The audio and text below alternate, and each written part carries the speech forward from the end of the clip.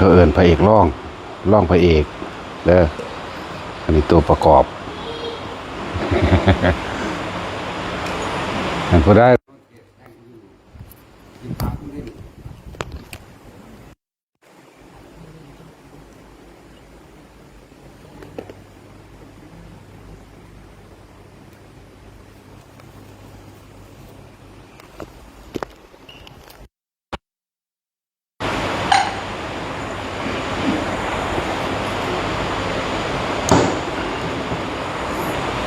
เลย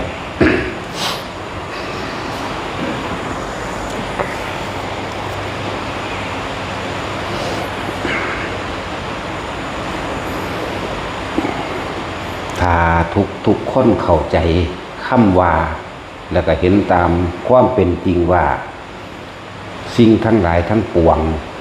เบิดทุกอย่างว่าต้นไม้ภูเขาดินฟ้าอากาศฤดูกาลต่างๆคนสัตว์มีความเกิดขึ้นเป็นธรรมดาแล้วก็มีความแตกดับเสื่อมสลายตายไปเป็นธรรมดาถ้าทุกคนเข้าใจแค่คำนี้นะจึงคำว่าไม่ควรเข้าไปยึดมั่นถือมั่นเห็นไหมความสุดโต่งหมายถึงความจากใดกว่ามูจากรวยกว่ามูจากมีอำนาจข่มเหงมูนี่มันก็ถอยลงมาทันตัวถ้าทุกคนเข้าใจคำนี้เด้สิ่งทั้งหลายทั้งปวงมีความเกิดขึ้นเป็นธรรมดามีความแตกดับเป็นธรรมดาอันบุคคลทั้งหลายนี่ไม่ควรเข้าไปยึดมั่นถือมั่นนี่นะมันก็สิฟังเข้าใจนั่นตัวว่าคนเฮามันเกิดมาแค่หากินซ้ำตายนึงนั่นบ่ล่ะสิ่งที่จำเป็นสำคัญที่สุดในชีวิตมนุษย์ทั้งหลายอาหารยารักษาโรคเครื่องนุ่งห่มที่อยู่อาศัยแต่เลี้ยงตามลำดับจริงๆเกิดเป็นมนุษย์คนนั้นอาหารยารักอาหารที่อยู่อาศัยเครื่องนุ่งห่มยารักษาโรคเท่านี้นึงเด้มันต้องมีอยู่ไม่กินเป็นบ่มีเครื่องนุ่งห่มกับทางตะกี้คนก็มีเสื้อผ้าใส่ดอกเนาะ ก็กินไปซ้ำตายคือเก่าอยู่ว่าต้องไปเบาถึงพุทธกาลหรือยิ่งเนิ่นนานเป็นเอาแค่100 ปีขึ้นหลังเนี่ยบางเผ่าบางจำพวกคนยังบ่มีเสื้อผ้าใส่อยู่นี่ไหมเอาแค่100 ปีนี่ก็ได้หน้าแล้วก็หากินไปซ้ำตายเทียบอย่างหนึ่งคือสัตว์นะเนาะแต่สัตว์มันก็ไม่ได้นุ่งเสื้อผ้าเด้เนาะมันก็ปลาหำบนตัวอยู่เด้ล่ะ เหมือนว่าล่ะครับมันก็หากินไปซ้ำตายนึงเด้ล่ะเท่านั้นนึงไหมถ้าเข้าใจสัพเพธรรมานารังอภินิเวสายะสิ่งทั้งหลายทั้งปวงเนี่ยมีความเกิดเป็นธรรมดามีความแตกดับเป็นธรรมดาอันบุคคลทั้งหลายไม่ควรเข้าไปยึดมั่นถือมั่นเข้าใจคำว่ามัชฌิมาปฏิปทาแปลว่าอย่าสุดโต่งทั้งสองส่วนอย่าอยากใดอยากดีอยากมีเกินไปหาอยู่หากินแค่สืบไปวันๆแล้วมันก็สิฟังว่าสัตว์โลกมนุษย์ทั้งหลายเป็นสัตว์สังคมการอยู่ร่วมกันก็ต้องอาศัยเมตตากรุณามุทิตาและอุเบกขามีหยังกับพึ่งพาซึ่งกันและกันสงสารกันคนเฮาบ่มีผู้ใดอยากให้ผู้ใดมาลั่นแก่มาทำลายหรือหลักสิ่งหลักของเองบ่ข่มเหงของเองดอกเมื่อเฮาเข้าใจตัวนี้เฮาก็เอื้อเฟื้อเพื่อแผ่ซึ่งกันและกันกับหมู่มนุษย์ทั้งหลายแล้วเฮาเป็นสัตว์สังคมอยู่ร่วมกันมีหยังก็แบ่งปันกันแต่ว่าอันนี้มันบ่เข้าใจเรื่องว่าแค่หากินซ้ำตายหรือว่าสิ่งทั้งหลายทั้งปวงนั่นบ่มีอีหยังจีรังจังยืนจังยางดอกอันนี้มันเข้าใจว่าจีรังจังยืนมันจังบืนใส่กันมันจังรังแกข่มเหงกันเอาเปรียบกันเข็นฆ่าทำร้ายและทำลายกันให้ผู้ใดผู้หนึ่งเสียหายเพื่อจักได้มาซึ่งตัณหาแห่งตนความอยากของตนบำรุงบำเรออารมณ์ของตนเองมันจะบำรุงไปหอดใสมันก็ตายขึ้นกันนั่นแหละเนาะสั้นแล้ว นั่นแหละที่เพิ่นแสดงออกมาเนี่ยถ้าเข้าใจคำนี้แล้วค่อนผ่อนคลายในความยึดมั่นถือมั่นในทรัพย์สมบัติยึดมั่นถือมั่นในว่าบ้านกูของกูตระกูลกูนี่ไหมนี่ก็อีกอย่างกับของกูหมดเลย เนาะผู้ใดรังแกตระกูลกูบ่ได้เมื่อดูถูกตระกูลกูเนาะตระกูลพ่อตระกูลแม่ย่นลงมาบัดนี้ลูกพ่อลูกแม่ย่นลงมาแล้วเหลือกูตัวกูนั่นแหละบัดนี้นี่สั่นแล้วเพราะว่ามันบ่ฟังแล้วก็น้อมก็มาใส่ความจริงของเจ้าของเองจ้ะความจริงที่เฮาเห็นผู้อื่นก็ตายมาบ่แห้งปู่ย่าตายายตายมาแล้วแน่พ่อใหญ่แม่ใหญ่พ่อทวดแม่ทวดตายมาเลยแหละเนาะบัดนี้บางคนก็พ่อแม่ตายให้เห็นเราด้วยล่ะเนาะจังน้อยเจ้าของก็ตายคือกันนะในขณะที่บ่ทันตาย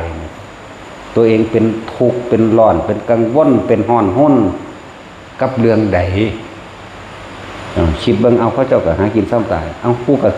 กระดอแท้นะก็คือสิอยากได้ก็มูแท้อยากมีอำนาจก็มูแท้ผู้นั้นก็ตายผู้ย่าตายายกูก็ตายแล้วผู้นั้นก็ตายผู้นั้นก็ตายอะไรมามันก็แม่นของเพิ่นได้เนาะมันก็ลดความยึดมั่นถือมั่นลดอารมณ์อยากลดความเห็นแก่ตัวจนหมดความเห็นแก่ตัวใดตัวนั่นบ่ล่ะแต่นี่มันบ่แม่นติสมัยหนึ่งพุทธเจ้าเฮาเสวยชาติเป็นโพธิสัตว์แต่ว่าเกิดในตระกูลลิงเด้เขาพากันไปเที่ยวป่าหมู่กษัตริย์จากว่าล่ะกษัตริย์คนพากันเสด็จประพาสป่าป้าเดินไปเห็นลิงตัวหนึ่งมีสีสันลักษณะแปลกกว่าหมู่เป็นลิงขาวให้ทหารเสนาบดีจับมาได้พระราชามันถูกใจกลับมาอยู่เขาก็จับได้ตัวคนมันหลายหาวิธีจับจนได้แต่ว่าลิงนั่นเป็นลิงโพธิสัตว์เด้เจ้าอุปนิสัยหมู่มนุษย์ดีจากว่าล่ะเอาเข้าไปปุ๊บมนุษย์ทั้งหลายเป็นผู้มากโดยความเห็นแก่ตัวถ้าไม่ทำถูกใจเขาจะทำร้ายและทำลายเราถึงขั้นฆ่าล้างทำลายแม้ตัวเราเองก็ได้แม้ตระกูลแห่งเราก็ได้ยิ่งเป็นประเภทกษัตริย์ผู้มีอำนาจถือครองว่าประเทศนี้กับของกูบ้านเมืองนี้กับของกูต้นไม้ป่าไม้ภูเขาสายน้ำก็เป็นของกูทั้งหลายนี่ล้วนแล้วแต่เป็นบริวารของกูจำเราต้องอยู่ให้เป็นนี่บัดนี้ลิงโพธิสัตว์อันนี้กษัตริย์บอกให้เฮ็ดหยังก็เฮ็ดนำเด้เข้าใจว่าล่ะเพราะมันเป็นของเด่นกษัตริย์อย่าลืมเด้อแม้เยาวกษัตริย์ก็สามารถประหารชีวิตผู้มีอายุมากได้แม่นบ่ล่ะที่เพิ่นมีคำที่บอกว่า4อย่างไม่ควรประมาทไฟคือเฮาไม่ขีดไฟตะกี้การไม่ขีดพญานาคเนาะขีดจวดมันเดียวสามารถเผาบ้านเผาเมืองได้ทั้งหมดเนี่ยไฟอย่าประมาทว่ามีจำนวนน้อยก็อาจสามารถที่จะเผาล้างทำลายบ้านเมืองทั้งหมดได้เห็นบ่ล่ะกษัตริย์นี่แม้จะเยาว์วัยก็สั่งประหารบุคคลผู้อื่นได้ด้วยเห็นบ่ล่ะภิกษุแม้บวชใหม่เห็นบ่ล่ะสั่นตัวก็อย่าประมาทนะภิกษุแม้บวชใหม่อาจมีคุณธรรมสูงสินะเพิ่นบ่ให้ประมาทเด้นั่นแหละ เพิ่นมีธรรมของเพิ่นในหันอยู่แล้วอยู่มาลูกกษัตริย์หลานกษัตริย์เขาก็เอิ้นกษัตริย์ทั้งเบิดนั่นแหละเขาจะบอกพระบรมสารีวงศ์นั่นแหละเหลนกษัตริย์เอานั่นให้มันกินมันก็กินบอกเต้นมันก็เต้นบอกฟ้อนมันก็ฟ้อนบอกหอยโหนบอกหาวบอกนอนเด้เบิดทั้งว่าตั้งกษัตริย์ผู้ใหญ่จนถึงเยาวกษัตริย์ต่อลูกหลานเลื่อนหล่อนกษัตริย์ก็อยู่ในตระกูลกษัตริย์ทั้งเบิดเฮ็ดตามใจเบิดเป็นที่รักที่พอใจของมหากษัตริย์บัดของผู้เป็นกษัตริย์ลิงตัวนี้อยู่น้ำเฮามานี่ก็ 2-3 ปีแล้วเธอก็เป็นคนที่น่ารักนั่นล่ะแต่ว่าสิ่งที่ลิงจดจำมาเวลากษัตริย์ขึ้นบัลลังก์จากว่าล่ะสั่งให้ไปยึดทรัพย์หมู่บ้านนั้นจันทคามนั้นสั่งให้ไปกั้นน้ำไม่ให้น้ำไหลบุคคลผู้ไม่ทำตามคำสั่งของเรามั่งเห็นป่ะลิงจือเด้จือเอาลิงโพธิสัตว์นี่แหละบ้านนั้นก็ของเราสายน้ำห้วยน้ำหนองน้ำของเราทุกคนนั่นอยู่ใต้อำนาจแห่งเราทั้งหมดต้องทำตามเรา บ่ว่าแต่กษัตริย์ผู้เดียวนี่เมียกษัตริย์ก็ว่าในหลายๆเมียพร้อมลูกกษัตริย์ก็ว่าอันใดก็ของกูอันใดก็ของกูอันใดก็ของกูทั้งเบิดผู้ใดเอ่ยขึ้นเมืองกูพ่อกูปู่กูย่ากูแม่กูเห็นมั้ยอันนั้นก็ของกูนี่วิ่งจื้อเอานั่นแหละ บัดนี้เวลาไปเบิ่งเขาประหัตประหารกันลงอาญาเห็นบ่นี่เพราะไอ้หยังเพราะไม่ทำตามใจกูวิ่งก็เห็นเวลาเขาจับโจรขโมยใดจริงๆบางคนก็บ่แม่นโจรขโมยแต่ทำผิดใจกูเฉยๆนี่ก็เอาเขามาประหัตประหารลิงกับเบิ่งเกิดความยังสลดสังเวชในตนเองเด้3 ปีต่อมาปล่อยไปแล้วก็แลนเข้าฝูงตนเองแหละพวกบริวารทั้งหลายก็ถามเจ้าไปอยู่จังใดเจ้ากินจังใดเจ้าอยู่จังใดดูร่างกายอ้วนท้วนสมบูรณ์ดีแต่ว่าจิตใจไม่สมบูรณ์เพราะยังความสลดใจสังเวชให้เกิดขึ้นเพราะว่าเห็นการกระทำของมนุษย์ผู้เห็นแก่ตัวหรืออีหยังกับของกูและของกูแม่น้ำลำธารมันเกิดเองกับของกูไปยึดเอาเห็นว่าความเห็นแก่ตัวปลาไม้ต่างๆกับของกูไปยึดเอาใส่กำลังค้นเป็นร่างแก่ผมเห็นกันเอาเขาก็เห็นคนปลาหรือคนทินเขาอยู่ของเขาอยู่แล้วก็ไปยึดเขามาเป็นทาสมาเป็นบริวารแต่ก็ว่านี่เขตป่าของกูห้ามผู้ใดลุกล้ำยึดสายน้ำยึดภูเขายึดห้วยหนองคลองบึงเป็นของกูเบิดนั่นแหละ พวกลิงบริวารทั้งหลายมาถามเป็นทั้งใดเจ้าเบิ่งเจ้าคืออุดมสมบูรณ์ดีแข็งแรงดีจังซั่นจังซี่อย่าว่าไปเลยเขาเอาหยังให้กินก็กินตามเขาเขาให้เฮาเต้นก็เต้นเขาให้เฮาฟ้อนก็ฟ้อนเขาให้เฮาห้องวุกวิกก็ห้องไปตามเขาเขาให้ล่ำก็ล่ำตามเขาเพราะนั้นเขาเข้าใจว่ามนุษย์ทั้งหลายเป็นเจ้าของชีวิตเรานั่นขนาดตัวเองเกิดในป่าแท้ๆอยู่เฉพาะนี่แท้ๆก็ยังเอาลิงนี่ว่าลิงกูของกูสมบัติกูนั่นแหละเขาบ่ได้มีความสุขหรอกอยู่ในหันแต่ว่าเขาเห็นทุกข์ทั้งหลายที่เกิดขึ้นแก่มนุษย์แต่ว่าเราอยู่เป็นอยู่กับร้อนให้เป็นอยู่กับเย็นให้สบายความหมายลิงก็เว้ากันนั่นแหละเพิ่นก็สรุปคำลิงที่สอนกันเองเห็นป่ะอย่าว่าเลยมนุษย์นี่ล้วนแต่เห็นแก่ตัวแล้วก็เลวทรามต่ำช้าที่สุดยิ่งกว่าสัตว์เดรัจฉานซะอีกเหมือนพวกเรานี่แหละก่อนที่จะเป็นสัตว์เดรัจฉานก็เป็นมนุษย์ซึ่งทำลายล้างผลาญซึ่งกันและกันมาก่อนพวกเฮาทั้งหลายอย่าเห็นแก่ตัวเด้อหากินแต่เพียงอิ่มอย่าเก็บอย่ากักอย่าขังไว้ว่าเป็นของตนลิงสอนกันมนุษย์ทั้งหลายเหล่านั้นไม่รู้จักว่าคำว่าไม่มีอยู่จริงเขาไม่รู้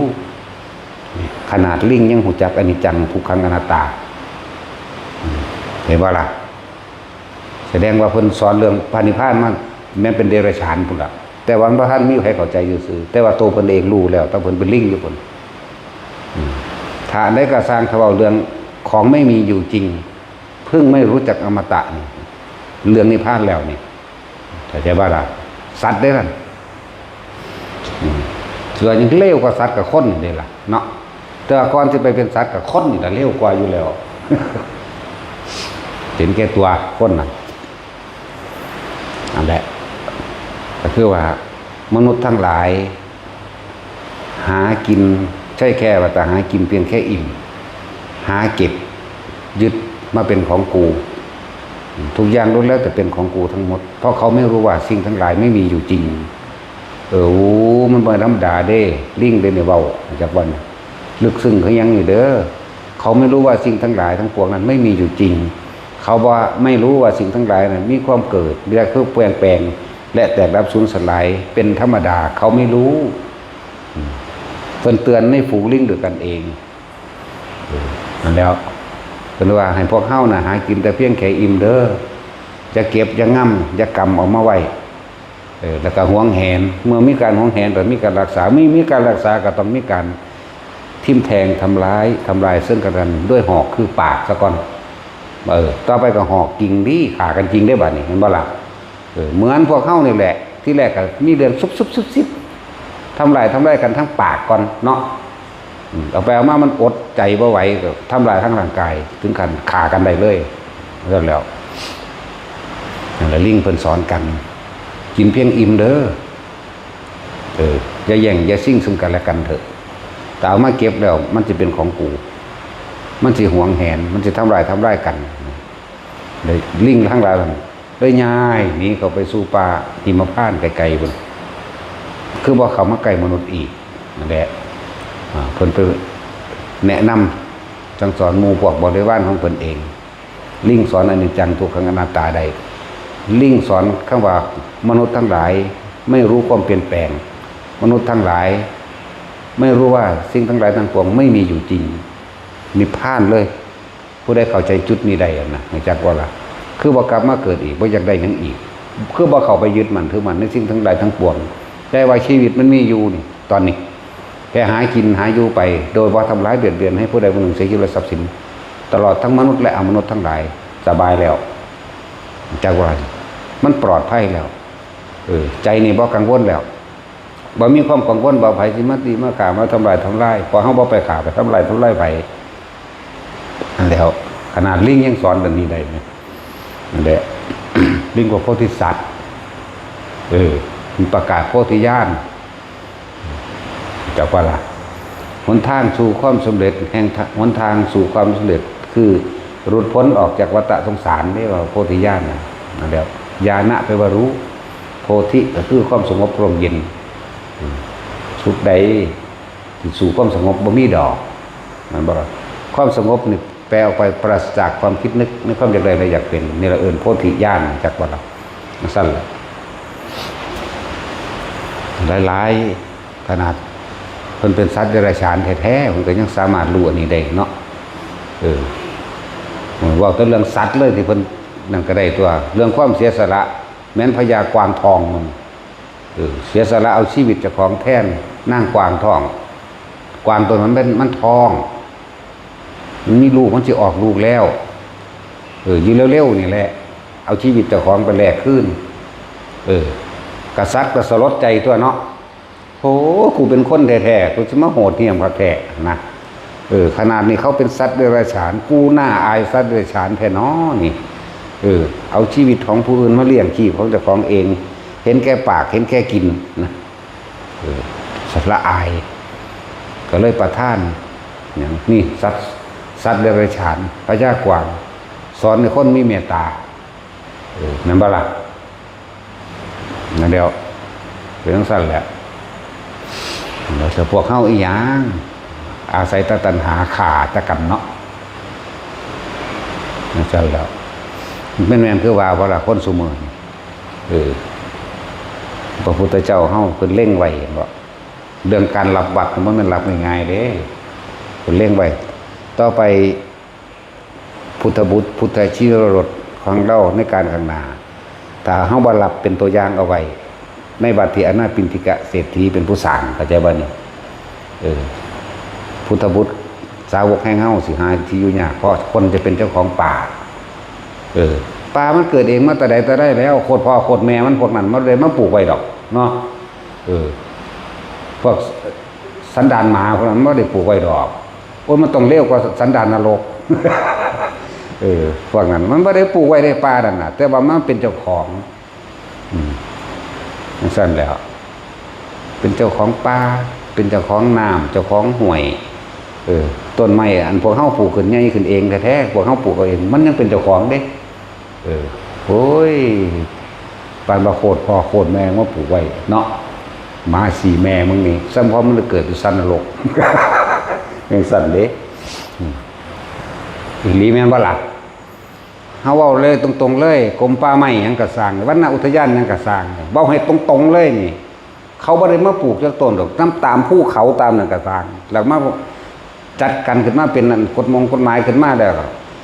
ชาวบ้านจริงๆนั่นน่ะไปตัดเอานั่นน่ะแค่สร้างบ้านพอได้อยู่แม่นบ่แต่ว่าพวกเขาน่ะทำกฎหมายว่าสัมปทานแม่นบ่ล่ะมันเฝ้าไว้ขายเนาะเอาถ้าว่าบ่แม่นให้กูตายโดดถ้ามันแม่นเนี่ยสู้ตายเบิดเอาแม่พ่อกับแม่มึงปลูกไว้อยู่บ่มึงคือหาก็เกิดนึงเนาะเกิดด้วย เราเจ็บใจจากเบาให้มันเจ็บใจมันทุรนทุรายไม่สั่นแล้วบ่มียังพูนรถส่งเป็น20 ขั้น30 ขั้นไหลล่มชาวบ้านคือตาสินสิเอาใดบ่มีปัญญาเอาบ่อันโอ้ย2-3 คนโอบเนาะเอาได้อยู่บ่ปานนั้นน่ะเอารถไปแกออกมาได้อยู่ในภูเขานำเมืองกันโอ้ยธรรมดาบ่จังซั่นแล้วอีหลีนี่แล้วเป็นจังสิบ่แม่นนั่นแหละพุทธเจ้าเพิ่นเล็งเห็นการไกลแล้วเขาจะเป็นเจ้าของต้นไม้ป่าไม้สถานที่ขี้ดินมั่งหั่นมั่งนี่สร้างกฎหมายขึ้นมาเนี่ยสร้างเพื่อบังคับข่มเหงรังแกกันดอกตะกี้บ่ได้มีดอกปกครองโดยธรรมตะกี้บ่มีเด้ศีล5นี่แหละปกครองกันคนมีสัจจะคนมีความซื่อสัตย์ต่อกันเพราะว่าพระเจ้าไปปล้นมาบอกครับโลดเด้บ่ได้มีเล่ห์เหลี่ยมดิซุมื้อนี้ขาตายเห็นเลยนี่พูนออกบ่ได้ตั้งใจปืนลักลั่นนั่นแล้วกะโลกมันขาดศีลธรรมเว้นกรรมก็ตามท่านคือเก่านั่นแหละยังก็เลยเบิ่งเด้ออันทั่วประเทศไทยเฮานี่บ่หาแต่ทั่วโลกก็ได้เวลารถซุ่งอันขนใหม่ย่างใหม่หยังแน่ล่ะที่ละ20 ขั้น30 ขั้นเริ่มคือมาจับเนาะ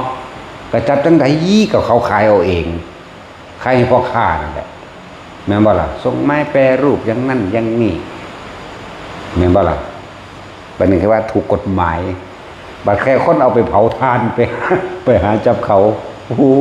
ยลูกเขาอีหาหมาสิแม่มึงเอ้ยเผาทานที่ไปจับเขาเผาทานอาทิตย์นึงมันสิได้อยู่บ่แล้ว2 สอบ 3 สอบมันน่ะเขาเผาไฟมันคั่วเลื่อนซื่อมันบ้าอำนาจเนาะมันบ้าเด้พวกนี้ว่าแต่ของมีอำนาจว่าซั่นบ่มีกฎหมายใดห้ามตายดอกบักลาเด้อบักลาบักหำ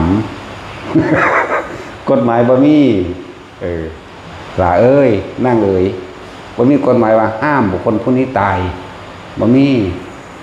นั่นแล้วศูนย์เด้นี่บ่ศูนย์บ่เว้าดอกแต่ไม่มีกฎหมายห้ามตายกูสิย้านมึงอยู่กูบ่ย้านมึงเด้อแต่กูก็สิตายอยู่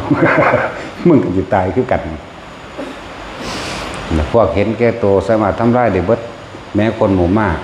เป็นร้อยเป็นพันเป็นหมื่นเป็นแสนเป็นล้านความเห็นแก่ตัวของคนผู้เดียวเด้อทำร้ายคนได้เป็นหมื่นแสนล้านนั่นแล้วทั้งสั้นแหละจึงบอกว่าทุกคนสามัคคีกันเด้อเหมือนคนล้านขาคนผู้เดียวบ่ได้บ่เดี๋ยวนี้มันบ่บาปดอกขาคนเลวนั่นนะมีเฮานี่เว้าออกเปิ้งๆผู้เดียวเลยนี่บ่ต้องย่านดักมันผิดวินัยกูมันเลยวินัยแล้วเหนือกรรมเหนือกรรมสั้นแหละ แล้วทุกคน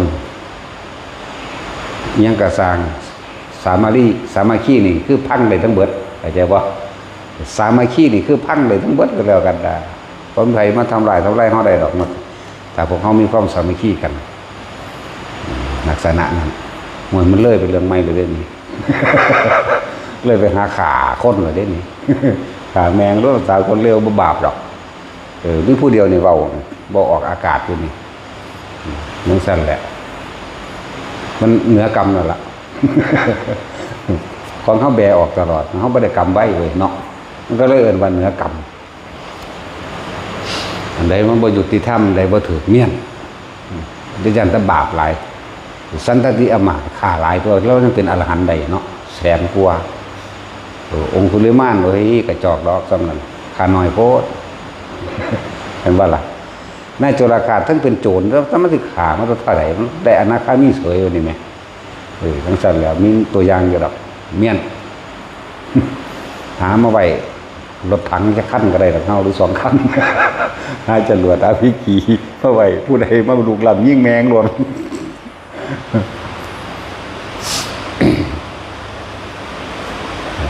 ความเห็นแก่ตัวของคนแทนที่สิคนที่มีอำนาจแทนที่สิเอาใส่อำนาจใส่หน้าที่ใส่การงานเป็นไปในทางที่สร้างสรรค์และมีประโยชน์ เข้าใจว่าล่ะให้มันออกจากจิตใจของเจ้าของหรือผ้าคนพัฒนาทั้งด้านจิตใจกับเข้าไปพัฒนาวัดว่าอารามสถานที่โรงเรียนโรงพยาบาลหรืออบรมศีลธรรมยังก็ว่าไปตัวเนาะให้ผ้าไปจังสี่หรือมีโครงการนั้นนี่สักส่วนกันไปทำบุญหรือช่วยเหลือน้ำท่วมหรือบุคคลทุกข์ยากเพราะว่าสิข้าราชการส่วนใดก็สร้างสามารถทำได้ทั้งเบิดแต่ว่าคือว่าแล้วว่าใจเนาะใจที่เห็นแก่ตัวซอยไผว่าไรใจที่เห็นแก่ตัวเนี่ยเห็นแก่ตัวอวดอ้างอำนาจว่าตัวเองมีอำนาจเท็จบ่ได้ได้คนเพราะว่าอัตตาตัวตนความเห็นแก่ตัวขวางไว้เบิดคือมีแต่เสียเอาเปรียบอย่างเดียวแต่ว่าถ้าคนมีจิตใจเอื้อเฟื้อโดยในตัวมันเองยศถาบรรดาศักดิ์และตำแหน่งนั้นได้ใส่ที่เป็นประโยชน์ได้มากที่สุดประโยชน์นี่เป็นประโยชน์กับผู้คนหมู่มากของนะครับ จักจูงจักชวนกันนะออกเงินกันซื้อรถโรงพยาบาลให้สถานีอนามัยนั่นนี่กันหน้าเฮาก็พากันเฮ็ดดีเนาะหรือจักจูงจักชวนสร้างวัดสร้างว่าก็ว่าไปซื้อรถโรงพยาบาลสร้างโรงเรียนก็เฮ็ดไปเนาะไปทั้งสี่เด้ตั้งมันจังสิเป็นอันนี้ใส่อำนาจมาข่มเหงผู้บริสุทธิ์มีจากหัวมีทางมันกล่าวเอาคำว่าผู้บริสุทธิ์อยู่แล้วท่านตัวภาษาคนนอนน้ำเมียอยู่เลี้ยงลูกอยู่เนาะยังทรงหวดรถอยู่ดีว่าดีหนีก็ย่อสอท่านเบิดพวกนั้นนั่นแหละความเห็นแก่ตัวให้ได้ทุกอย่างข่าพระพุทธเจ้าก็ได้ข่าพระอรหันต์ก็ได้ข่าพ่อแม่เจ้าของก็ได้ยุ่งยงคนแตกแยกก็ได้เด้อยุ่งยงทรงแตกแยกก็ได้เด้ความเห็นแก่ตัวตัวอย่างมันก็มีมากอยู่แล้วเลยสักเทวทัตพยายามทำลายพระพุทธเจ้าแม้บางภพบางชาติเห็นบ่เทวทัตเกิดเป็นคนพระพุทธเจ้าเฮาเกิดเป็นลิงเขาไปลบกันในระหว่างเมืองพระราณสีกับเมืองอีกเมืองหนึ่งไปลบกันบัดนี้เทวทัตหนีทัพย่านตายบักฮากันเห็นไหมย่านตายหนีทัพออกมามานอนสลบอยู่ลิงตัวนี้หาแนวมาให้กินเกิดกำลังแล้วหาแนวไม่กินหาน้ำให้กินมันตกหลุมพร้อมเด้ตกคือไปตกหลุมพร้อมได้นี่ขึ้นบ่ได้ยิ่งตัวนี้สัตว์เครือไม้ลงไปให้ปีนขึ้นมาได้ให้ปีนขึ้นมาได้เพิ่นกับเบิดแห้งคือกันดิ้งกับเบิดแห้งคือกันแต่ว่าเทวทำมันนั่นหูเมือก่อนอยู่ดีเกิดอยากกินลิงมึงดูฮะคนซอยชีวิตมันคักๆเลยศาสตร์หมานี่เนาะโอ้ยมันต่ำมันสูงโผดมานี่ตอนนี้มันก็อยู่ในนรกอยู่แล้วเนาะของได้เลยตัวมันอยู่ในนรกคนเดียวเอาก้อนหินมานี่ทุ่มใส่หัวลิงหวังสิเอาไปกินได้นะลิงกับพอดีสติปัญญาไว้เนี่ยพลิกตัวออกบิดนิดนึงแต่ว่าถืออยู่นิดนึงเหมือนกันจึงแลนขึ้นกกไม้ได้แต่ว่าถึงขณะนั้นยังมีความเมตตาและกรุณามหาศาลเด้ลิงอีกแล้วลิงของพระพุทธเจ้าห้องนี่แหละขึ้นไปตามเครือไม้ป่าไม้คือพระเจ้าสิบอกทางในเทวทัตนี่ออกจากทางอาจารย์บอลให้กลับบ้านเมืองเจ้าของเองโดดใช้งานนั่นโดดใช้งานนี่ไหลไปตามป่าพวกนี้ก็ยางน้ำยางน้ำจนว่าไปถึงทางว่าออกได้แล้วเห็นบ่นี่ทรงคนพวกนี้แหละครับกลับขึ้นมาด้วยกันวันนี้ก็เขาในเมืองไปเขาไปฉีดตัวพระราชาอีกคือในกองทัพเขาถามกันว่าแม่ทัพนี่ไปใส่จากว่าเราแม่ทัพว่าโอ้ยถือปิดล้อมจังสันจังสี่เขาว่าได้ไม่ได้ทัพแตกตั้งแต่มันหนีแต่ท่านได้ลบผลเด้บักห้านี่โคตรห้ามนี่นี่สั่นแล้ววาสิดาโคตรบ่ได้มันหนีทัพก่อนที่ถือตีแตกมันย่านปล่อยทหารเขาลุยเอาเองเมื่อมันบ่มีแม่ทัพดอกคนเฮามันใจถอยเด้เนาะถอยตัวนี้พระนุย่านเขาขาเขายิ่งปืนนี่ตูมแล่นหัวปักหัวขวมมาเลยมาตกในหลุมมันนี่แหละแล้วลิงนี่เลยซอยขึ้นทางทหารเขาสอบกันวัน แล้วไปใส่มาโอ้ยทับแต่หนีสู่เต็มที่สู่บ่ไหวได้เลยต้องมาเนี่ยเราเขากับเสือไปก่อนที่แรกจะบอกต่อมากับมากกุเรื่องขึ้นอะไรนี่ว่าตอนนี้ทับมากตอนนั้นทับแตกมาก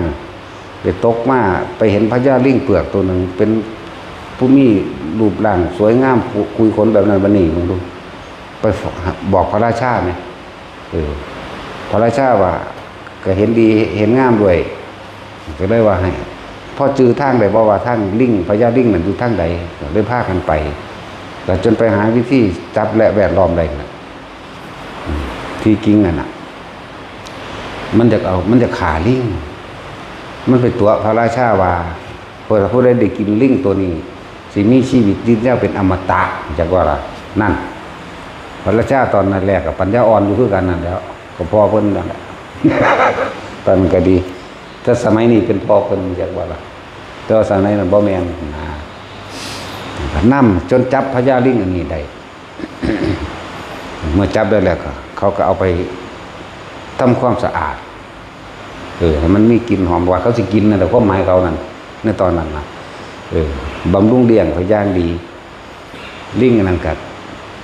คือสิบอกภาษามนุษย์ใดอยู่นั่นแหละบอกแต่คำว่าเก็บไม้ลอยน้ำขึ้นมาดีกว่าช่วยเหลือคนอกตัญญูเว้าอยู่จังสั้น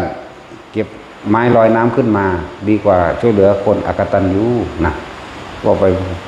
อยู่มาเรื่อย7 มื้อ 8 มื้อเขาสงสัยได้ครับกษัตริย์สงสัยเป็นอย่างคือบอกถ้าคำนี้นะเก็บไม้ลอยน้ำขึ้นมาดีกว่าช่วยเหลือคนอกตัญญูนะก็เลยว่าพระเจ้าท่านว่านอนมันมีความหมายว่าจังใดก็เลยเว้าเรื่องเล่าต่างๆเรื่องเล่าที่ว่านี่เทวทัตนี่หนีทับมาตะที่แรกแล้วมาตกในหลุมเบิดกำลังผู้ขานี่หาผลหมากหลากไม้ทิ่มลงไปให้กินซอยเหลือขึ้นมาแล้วลากเอาไม้ลงลากไม้ลากลงไปเพื่อให้ไต่ขึ้นจากหลุมให้ได้ผู้ขากับเบิดกำลังก็เลยแอบเสือบรับไปนิดนึงแต่ว่าเห็นคนคนอื่นใส่ก้อนหินทุ่มหัวก็เลยพลิกหนีเลยท่านก็เลยมีความหมายว่าเก็บไม้ลอยน้ำขึ้นมาดีกว่าช่วยเหลือคนอกตัญญูและผู้นี้บ่แม่นทับแตกแต่ว่าหนีทับปล่อยให้ทับแตกกษัตริย์รู้เรื่องที่นั่นแล้วจะเอานำมาถามที่มาบังคับเอาที่ปานนั้นยังสิขีดตัวอายุเขากระสอบล่องแม่ทัพนายกองต่างๆที่หนีมีชีวิตรอดมาบัดนี้มันทางนี้ผู้เห็นสั่งพวกผู้ขาลุยแล้วแต่ของขันแลนหนีนั่นตัวว่าไรที่จำนวนโดยหลักฐานกับพยานพร้อมผู้นี้เห็นก็เห็นผู้นั้นก็เห็นผู้นั้นก็เห็นผู้เขาหลอดมาหนีว่าไรกษัตริย์เอาไปฆ่าซ้ำตัดข้อเสียประจานตัวนั่นแหละกรรมที่เขาแกล้งกับพวกที่สัตว์พวกสัตว์ลิงเนี่ยโอ้ลิง2 ศาสตร์หรือจะบอกมานี่เนาะ บอกจะเป็นสัตว์ก็ได้ทั่วนั่นแหละแล้วเพิ่นก็สั่งสอนแสดงธรรมเด้สั่งสอนแสดงธรรมให้กับกษัตริย์เด้ความเห็นแก่โตอาจสามารถแต่คนพวกนี้นี่หมายถึงในความเห็นแก่ตัวขนาดคนที่ช่วยชีวิตชุบชีวิตเอาไว้ขึ้นมาแท้ๆก็ยังอาจสามารถจะเอาชีวิตของผู้เขาไม่กินแต่โกหกทำให้ผู้อื่นเดือดร้อนวุ่นวายไปด้วย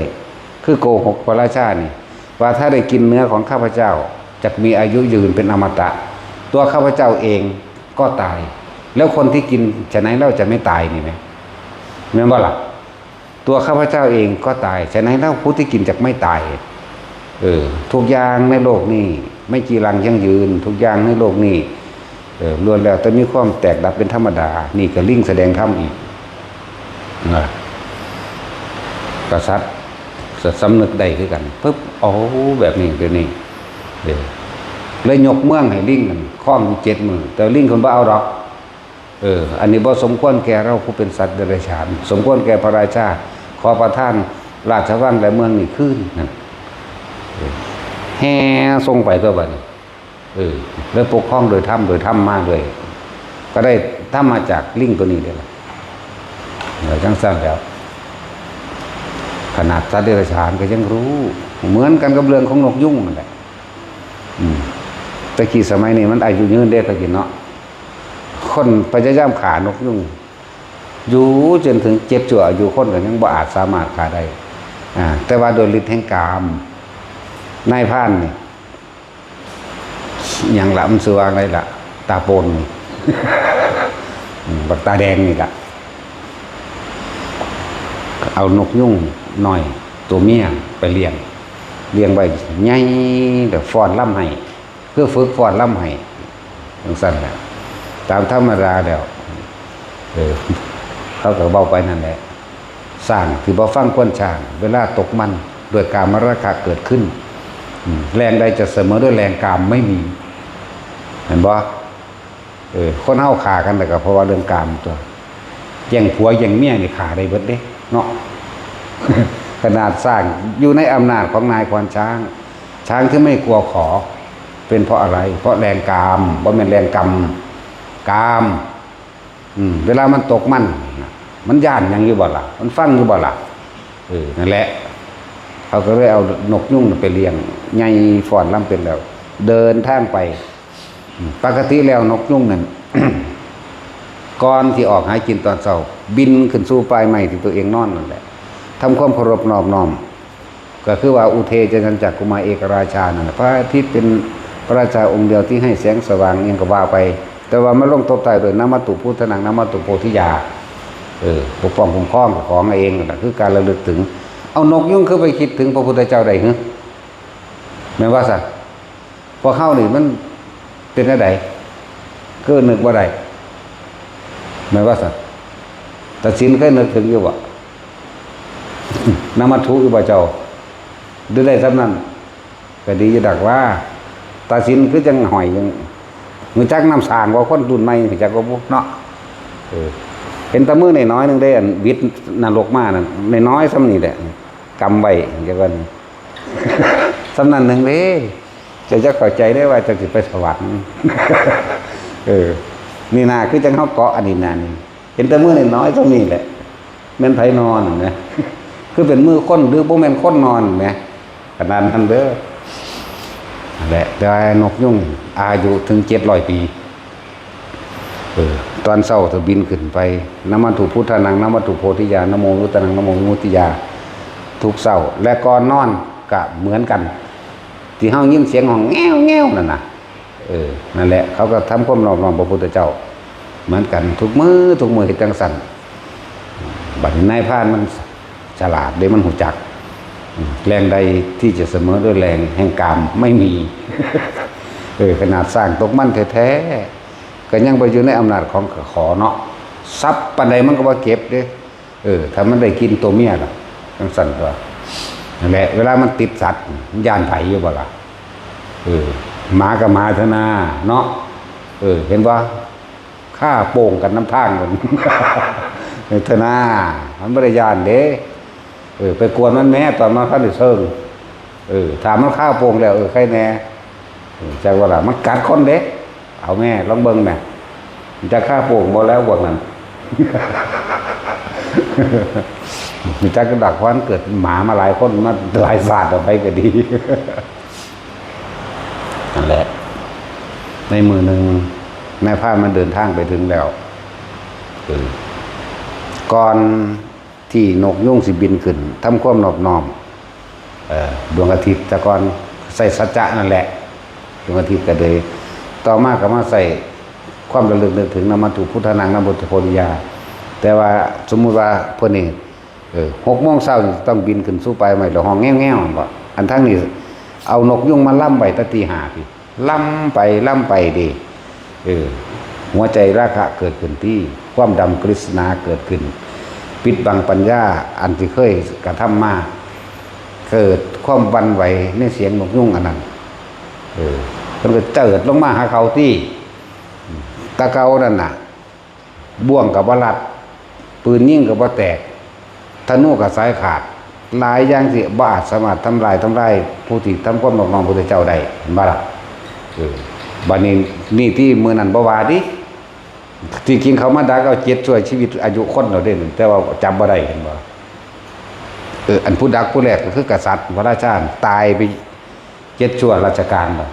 ด้วยความโกรธเกลียดโมโหที่ว่าเมียเจ้าของตายเพราะอยากกินเนื้อนกยุ่งท่องอันนี้แหละก็เลยไปเขียนแผ่นท่องจารึกเอาไว้ว่าผู้ใดได้กินเนื้อนกยุ่งท่องแล้วสิมีอมตะไล่มาทุกกษัตริย์แต่ว่าองค์นี้บ่แม่นที่บัดก็แม่นอยู่คือกันบัดอยากกินอยู่คือกันก็เอานกยุ่งตัวเมียเนี่ยไปเป็นกับดักไปเป็นเหยื่อก็ถือกับดักเขาอีหลีที่บินวับลงมากับเพิ่นกับแพร่ลำแพนเพิ่นเกี่ยวกีบเขาที่เนาะของอยู่เพื่อเดียวมันก็เปรี้ยวใจเนาะอยู่คนเดียวเปลี่ยวกายไม้ชมป่าชมพุทธสารนาพันอันสดใสพวกแม่นแนวนี้ดอกชมพุทธสารด้านอันสดสวยมีต้นกุ้งต้นกิกและต้นกล้วยน่าตัดสินเคยยินบ่เจ้าก่อน8ได้นี่สีสวยๆน่าชมผสมก่อน8ปูน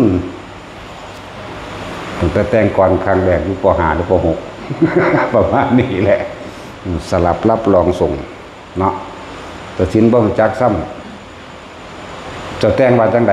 ก่อนตะกี้แปลว่าเป็นแมงปอปีกบางเจ้ากลางปีกสวยเนาะฝากบอกคอยด้วยคิดถึงมากมายหรือว่าได้ในวัดตัดสินเจ้าเป็นแต่คือว่าเบื้องหน้านะคุยลุยอยู่แบนเด้อนั่นแหละนกยุ่งก็เลยถูกจับได้ว่าไปหลงเสียงล่ำของนั่งนั่นแหละนั่งนกยุ่งอันนั่นแหละสุดท้ายแล้วเขาก็นำมาให้กษัตริย์ที่บัดจับมาได้แล้วก็มาเลี้ยงบำรุงไว้อย่างดีในมือหนึ่งกษัตริย์ก็ลงมาถามเอาแผ่นทองมาอ่านจารึกไว้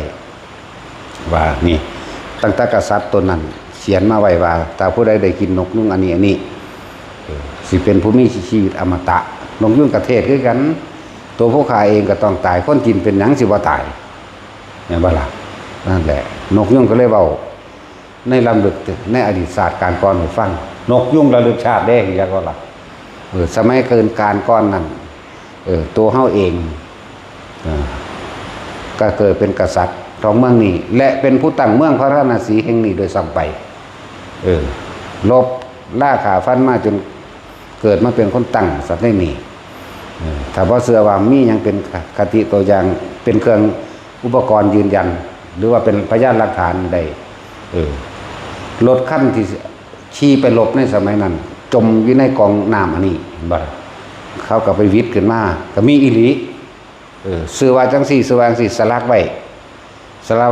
ในพระขันมั่งสลักไว้ในยังรถม้านั่นแหละมั่งก็เริ่มมีความเชื่อกันบ่แต่ว่าด้วยกรรมอันนึงก็เลยให้ไปเกิดไปเป็นนกยุ่งนั่นแหละเพราะการปกครองเมืองตะกี้ก็บ่ได้อยู่ในทัศพิธราชธรรมนกยุ่งแสดงธรรมแสดงทัศพิธราชธรรมให้กับกษัตริย์เรียกว่าล่ะก็เว้าหลายอย่างขึ้นชื่อว่าความเป็นอมตะในโลกนี้บ่มีจักอันจักอย่างชีวิตของมนุษย์ทั้งหลายบ่หาความจริงดังยืนมาได้แม้ตัวเราเองผู้เป็นนกยุงในขณะนี้เป็นต้นตระกูลจะชื่อว่าเป็นปู่ของท่านด้วยซ้ำไปเบิ้งธรรมดาว่ะแล้วเลือกสร้างให้พวกกษัตริย์ถึง7อายุคนนะ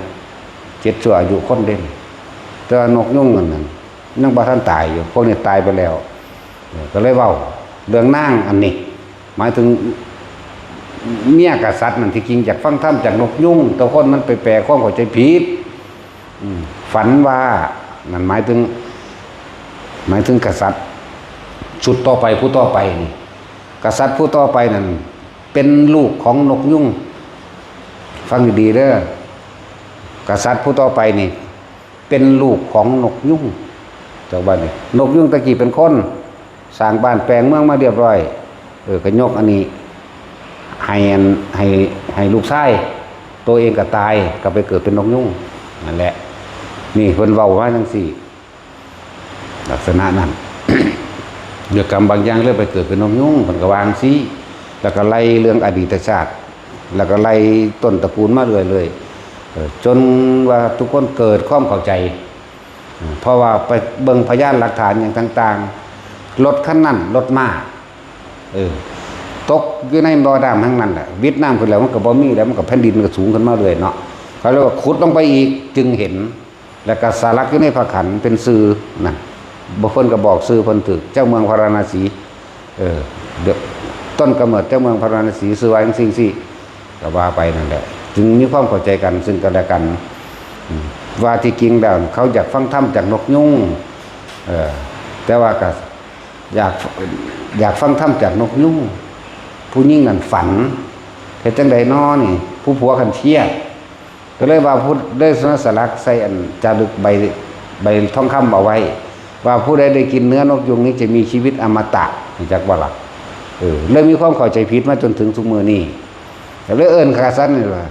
ดูก่อนหลานคุณได้ว่าธรรมดาเด้หรือสิเหลนหรือสิหล่อนไปพุ่นแล้วเนาะมันเจ็ดชั่วอายุกษัตริย์ถูกมั้ยและเพิ่นก็แสดงธรรมคำว่าเป็นอมตะไม่มีในโลกสิ่งใดเกิดขึ้นเป็นธรรมดาสิ่งนั้นแตกดับเป็นธรรมดาหาความจริงดังยั่งยืนไม่ได้ชีวิตเป็นของไม่เที่ยงแท้แน่นอนนั่นอันคือว่าความตายตายตั้งแต่ในท้องก็มีเกิดใหม่ก็มีตายแก่ก็มีตายหนุ่มก็มีนี่มันก็ไล่ไปแล้วเพิ่นก็สั่งสอนแสดงธรรมถ้าสอนเรื่องอนิจจังทุกขังอนัตตาใดรู้พระนิพพานก็แล้วกันนั่นแหละแต่ว่าสิเว้าเรื่องนิพพานตอนนั้นมันเว้าบ่ได้เห็นบ่ล่ะบ่มีตัวอย่างถ้าเว้าตอนเพิ่นมาบวชแล้วนี่เป็นพระพุทธเจ้าแล้วนี่นี่คือตัวอย่างบุคคลที่เสียสละทุกอย่างบุคคลที่เสียสละได้ทุกอย่างเพื่อผู้อื่นได้นี่คือบุคคลเช่นนี้นี่เห็นบ่ล่ะจังซั่นล่ะเรื่องว่าเพิ่นจังมาสอนทัศพิสธรรมให้กษัตริย์ที่7นี่ครับฟังอันกันลูกหลานเลี้ยงหล่อนตนเองน่ะถึงจะบอกได้ก็เลยเวียนว่ายตายเกิดเป็นบ่แรงอันใดจะเสมอด้วยแรงกามไม่มีเลยเนาะฟังดีๆแล้วว่ามันกรรมได้กรรมก็ถูกในส่วนของเพิ่นเว้าถูกแล้วของเฮาน่ะเอามาเทียบแรงกามของเฮามันถูกน้อยๆนึงดอกของเพิ่นยังถูกหลายเป็นมาเทียบว่าตัณหาและราคะโดยกามราคะนี่ฆ่าคนก็ได้เนาะเฮ็ดได้เบิดทุกอย่างจังซั่นคนเฮานี่หาอยู่หากินเลี้ยงกันก็เลี้ยงอันเดียวแหละจะเป็นเลี้ยงหยังแม่นบ่ซั่นเลี้ยงอันเดียวมีหยังเริ่มต้นจากผัวกับเมีย2คนผู้หญิง2คนดังนั้นเป็นบริวารมันลูกหลานเหลนหล่อนความร่ำความรวยยศถาบรรดาศักดิ์อำนาจเป็นบริวารมันเด้นั่นบริวารราคะจากวันความยินดีพอใจในรูปลักษณะท่าทางของบุคคลที่พอใจที่รักใคร่ที่ยินดีเห็นบ่เมียก็ยินดีในผัวผู้หญิงก็ยินดีในผู้ชายผู้ชายก็ยินดีในเมียในผู้หญิงผู้ชายนั่นแหละดังนั้นเป็นบริวารมันเบิดแม่นบ่ซั่นเกิดจากความพอใจของคน2คนเด้มันบ่ได้ว่าความรักเด้อันนั้นมันเหมือนความรักเด้ใครอยากในรูปในรสในกลิ่นในเสียงในสัมผัสทางกายถ้ามันเห็นบ่พอใจบางรู้บ่ฆ่ากันโลดเนาะผู้เมียก็ฆ่าผัวได้ผู้ผัวก็ฆ่าเมียได้ลองเบิ่งแม่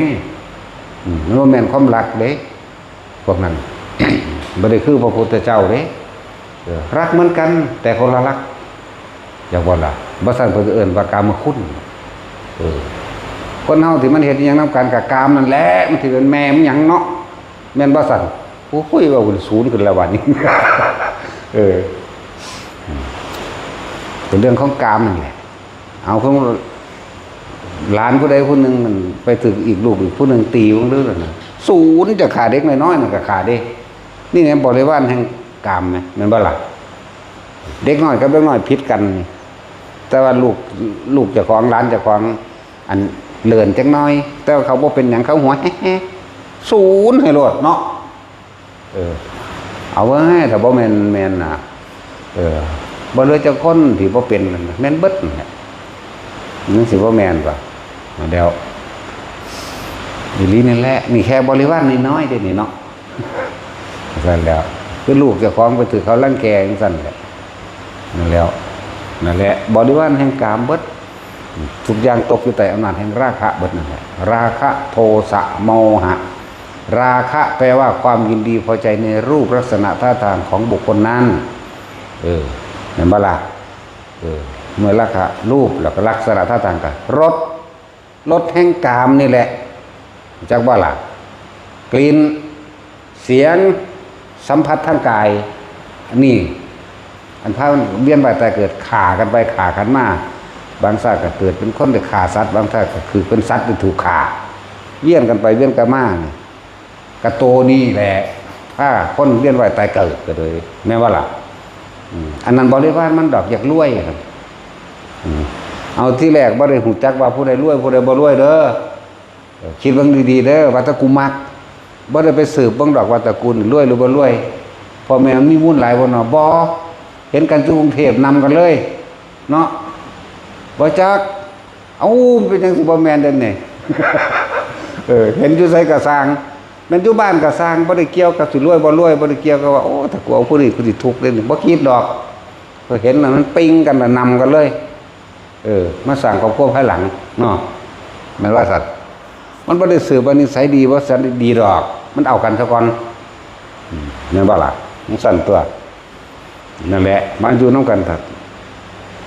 ถ้ารักใคร่พอใจกันอยู่ก็คอยสร้างครอบครัวไปนำกันเริ่มฆ่าสัตว์เริ่มลักทรัพย์เริ่มตัว มีเบิดเด้เพื่อหยังสิบำรุงบำเรออันนี้แหละที่มันหยังอยู่ดีมีสุขแหละนะไปหันละวันแต่ก็มีลูกมีหลานไปได้บัดนี้ก็หานั่นหานี่มาเพื่อลูกเพื่อเต่าเพื่อเล่าเพื่อหลานไปโอ้ยสร้างให้กินซ้ำตายซื่อยังกระดอกกระเดียดแต่พวกสัตว์เนาะ คนเขาบ่ยอมรับความจริงได้ถ้าเฮาว่าสัตว์แม่นบ่ล่ะคิดว่าเจ้าของเป็นมนุษย์ประเสริฐที่มันว่าได้แม่น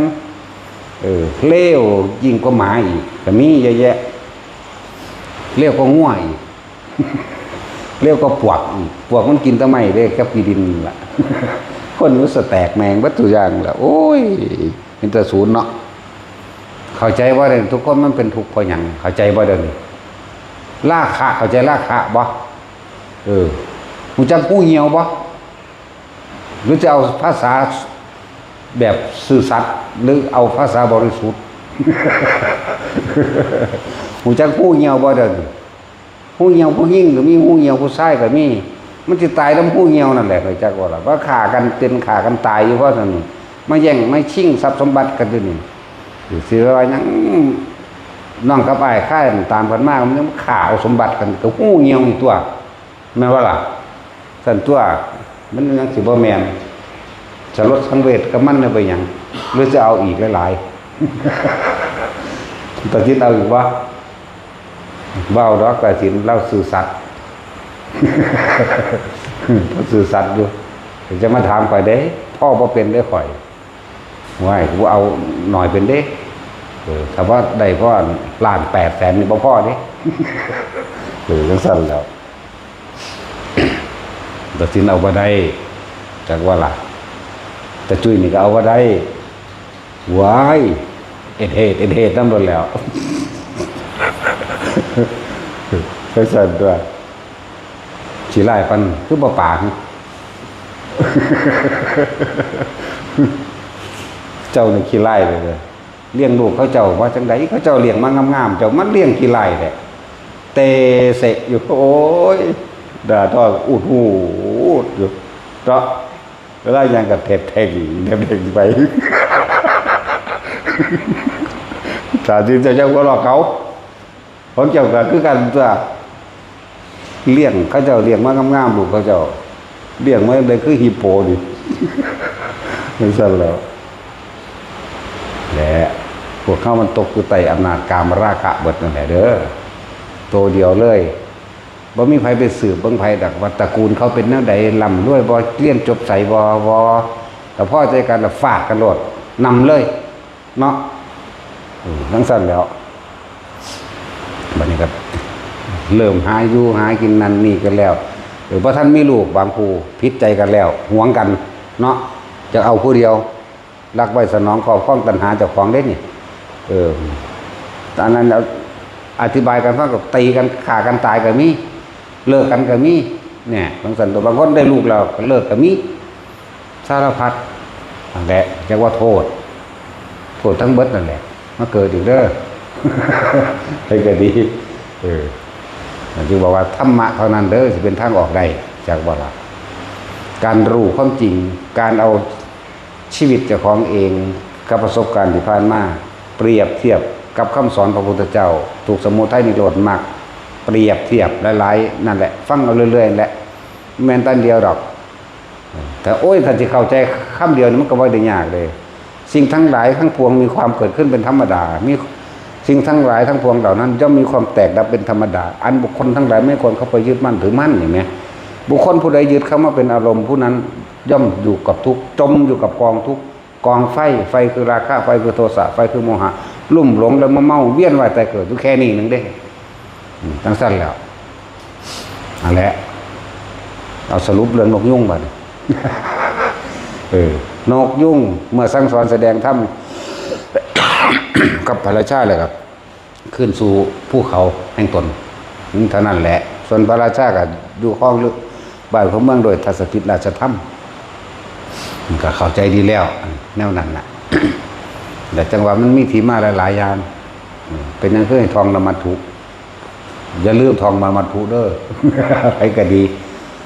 มันบ่ได้หาก็เกิดขึ้นได้เรื่องมันเกิดขึ้นมานานแล้วแหละอันนี้เราต้องเรื่องโพธิสัตว์ที่เป็นสัตว์เนาะเป็นปลาดุกเมื่อนั้นแล้ว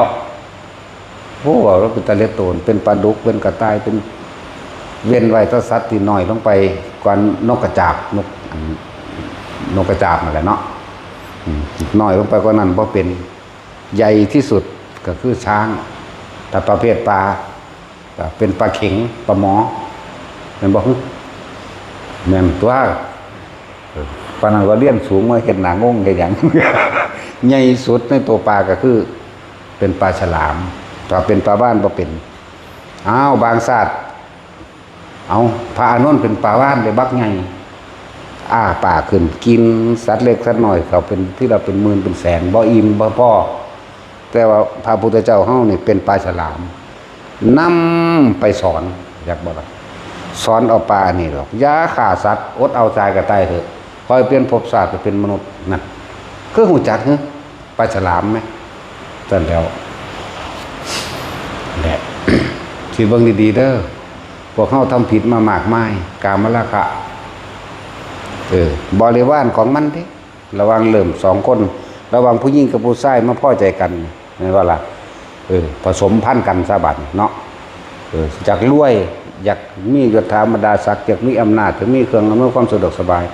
บริวารของอารมณ์ราคะของเองนั่นบ่ล่ะบริวารมันหนึ่งเด่นได้ลูกได้หลานมาบริวารมันเด่นแล้วก็ความมัวเมาโอ้แห่งสะอ่อนอีบุตรนั่งคักหลานมันกำลังตุ้งหนุ่งยุ่นว่ะ ปากมันก็เป็นตาสั่งเลยว่าจินตนาการดูอีหยังก็ถือแกไปเบิดสมว่าอุ้มหลานอยู่นั่นรถนิพพานมากกูญาติมันอุ้มหลานแลนหนีรถนิพพาน มันบ่ถิ่มรถมันบ่ได้ถิ่มหลานขึ้นนิพพานเด้อุ้มแลนหนีรถนิพพานเป็นว่าสัตว์ยายเกี่ยวก็คือกันอีนั่นนึงอีโนอีเนะเยอะอันนี้พ่อมันกันนั่นแหละเนาะลองเอาเขาไปใส่กันบัดนี้สิสะอ่อนของไปของมันเด้ของกูใช่ว่ายายเกี่ยวกับสิสะอ่อนหลานเจ้าของอีนี่ก็สิสะอ่อนลูกหลานเจ้าของกันเองอุ้ยตุกติ๊กตุกติ๊กว่าได้เนาะพอดีรถนิพพานมา2 คน หุ้มลูกหนีรถนิพพานหนีไผหนีมันบ่กล้าขึ้นดอกเห็นบ่เอาอีหลีเป็นจังสิบ่แม่นดอกดิไผสิถิ่มแล้วมึงว่าดิบ่ลงมึงก็ไปเกิดมึงเอาตัวเป็นหยังเนาะโยมันต้องใจเดียวขนาดนั้นเด้อเหมือนบ่ได้ว่าตาพวกนี้มีลูกน้อยๆแล้วเนาะบ่ฮอดตาคอดบ่ฮอดอันยักษ์ขมูขี้พุ่นแล้วกระดานบักอามใหญ่อามตาปานนั้น รถที่พานไปแล้วลูกชอบแขนลูกแล่นหนีรถที่พานอย่าไผเป็นห่วงโอ้ยกระดานนั้นมันก็เป็นเด้สิภาษาหยังกับซ้ำนี่ตุตะอยู่นี่แหมปากมันก็อ้อมๆเนาะอีนั่นก็ตาใสปิ้งๆตาชิงเงียงบางคนชิงเงียงบางคนนี่อันนี้คือการย่างโตเตะตุตะไปตั้งแต่เมบินยังเป็นตะหักเนาะ เมบินอยู่นั่นนะเนี่ยดินเอาขาตีดินตุบ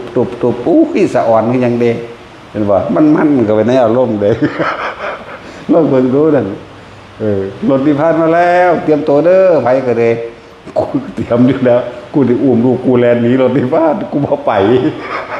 แต่ว่าล่ะกันนั่นแหละเอาท่านประธานอันนี้พอสนใจหัวอย่างเดียว